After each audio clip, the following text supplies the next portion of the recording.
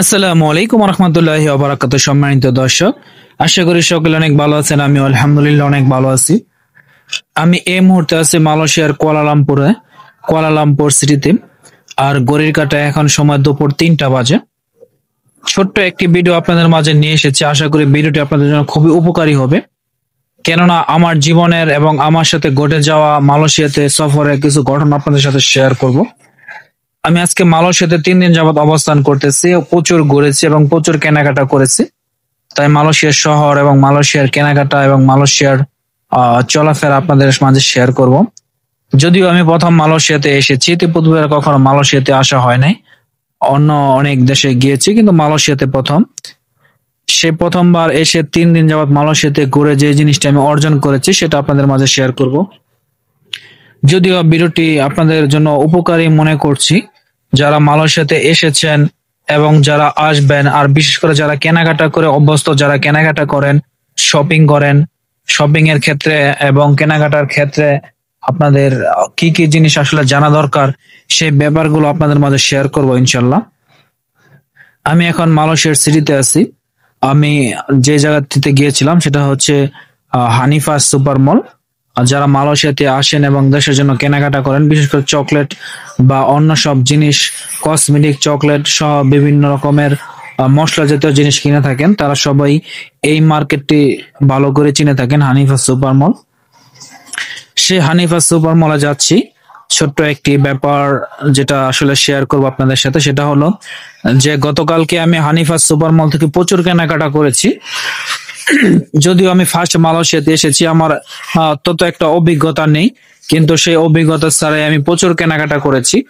বিশেষ করে ওখানে যে দেখি যে ভালো একটি অফার চলতেছে, আর জিনিসগুলো এক বিশাল বড় সুপার মল। সেই সুপার মলে অনেকগুলো আইটেম আছে যেগুলো আমার খুবই প্রয়োজন। এক সুপার মলে এতগুলো আইটেম পেয়ে যাওয়াতে আমি অনেক কেনাকাটা করে ফেলেছি। বিশেষ করে কসমেটিক, চকলেট গুলো বেশি কেনা হয়ে গেছে।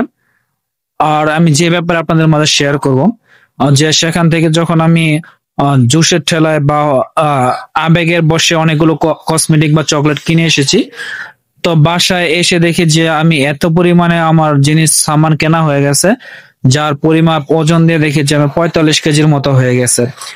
45 কেজির মতো আমি চকলেট, কসমেটিক, মশলা সহ বিভিন্ন আইটেম, যেমন দুধ, তারপরে অলিভ অয়েল তেল, তারপরে রয়েছে হরলিক্স সব বিভিন্ন রকমের জিনিস কেনাকাটা করে ফেলেছি, যার ক্ষেত্রে আমার ওজন হয়ে গেছে 45 কেজির মতো মাল সামানের ওজন।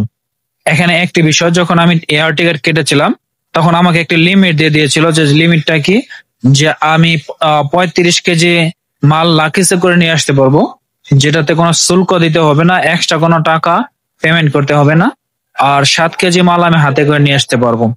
যাই হোক, আমি যখন কেনাকাটা বেশি করে ফেলেছি, তো এখন রুমমেট যারা আছে, আমার সফার সঙ্গে যারা আছে, তাদের সাথে শেয়ার করলাম যে আমি তো আসলে জোশের ঠেলায় অনেকগুলো মাল বেশি কিনে ফেলেছি, এখন কি করা যায়। আমার তো আরো অনেক কিছু কেনাকাটা রয়েছে, জামা কাপড়, বিভিন্ন রকমের কেনাকাটা রয়েছে, বা আমার নিজস্ব ব্যবহারের জামা কাপড় রয়েছে, সেগুলো মোটামুটি ওজন করলে 48 কেজির মতো হয়ে যায়।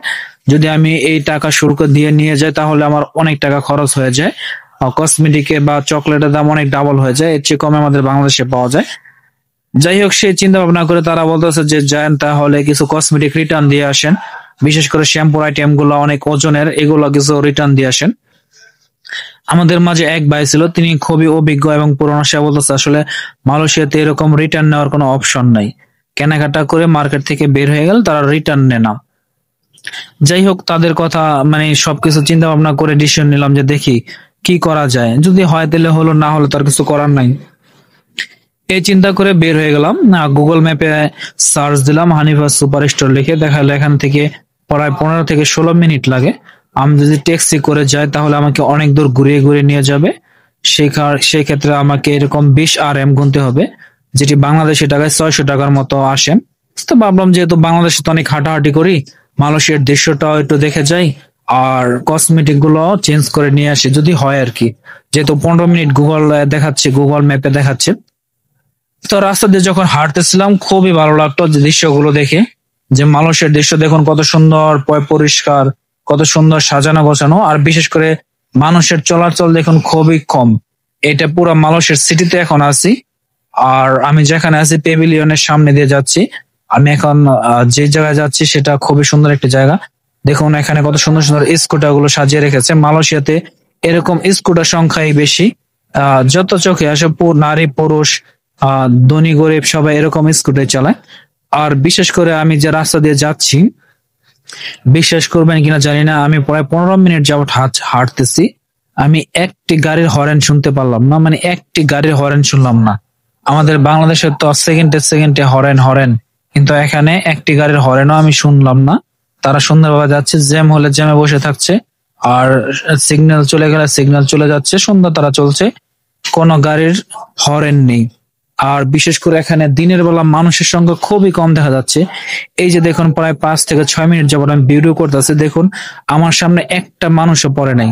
এই যে দেখুন একদমই ফাঁকা, মাঝে মধ্যে 2-1 জন হঠাৎ করে দেখা যায়।